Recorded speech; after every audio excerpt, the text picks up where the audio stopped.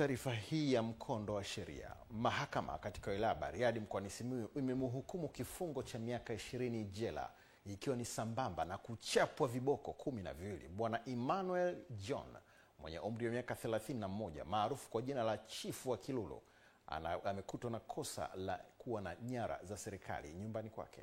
Habari kamili na mwanahabari wetu Anita Balingilaki akiwa Simiyu.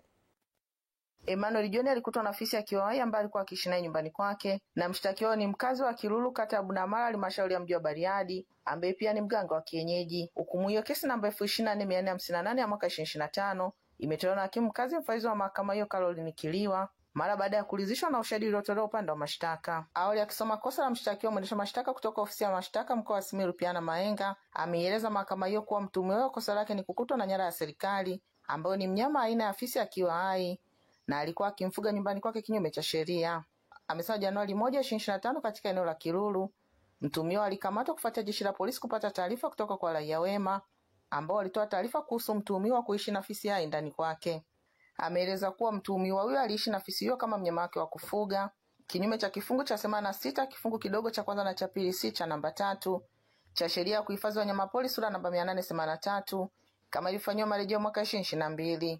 Amesema kuwa kifungu hicho kinasomeka pamoja na aya ya 14 jedwali la kwanza kifungu namba 57 kifungu kidogo cha kwanza na kifungu cha 60 kifungu kidogo cha pili cha sheria ya kupambana na uhujumu uchumi sura namba 200 kama ilifanywa marejeo mwaka 2022. Upande wa mashtaka katika kudhibitisha kosa hilo ulipeleka mahakamani mashahidi 6 ambapo walithibitisha mahakama hiyo kuwa mtuhumiwa alitenda kosa hilo. Mtuhumiwa alipopewa nafasi ya kujitetea aliomba mahakama hiyo msamehe kuwa anategemewa na familia ya watoto 4 wakiwemo watoto mapacha, na ndipo hakimu akatoa adhabu ya kwenda jela miaka 20 na viboko 12 iliwe fundisho kwake na watu wengine. Awali Machi 2025 mkuu wa mkoa wa Simiyu akiwa kwenye kikao cha ushauri cha mkoa aliwataka viongozi wa dini na wa siasa kuwa mstari wa mbele kutoa elimu kwenye jamii kufuatia uwepo wa matukio mengi ya afisi kushambulia watoto mkoani hapa. Juzi hapo tumekuwa na crisis kubwa ya afisi. Afisi wanagongwa namba.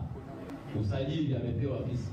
Mara namba 7 tumemuua Itilima. Sasa ina maana kama kuna mara namba 7 yupo namba 1 na hatujui anaishia namba gani. Haya yanafanyika wapi? Hapa Simiyu.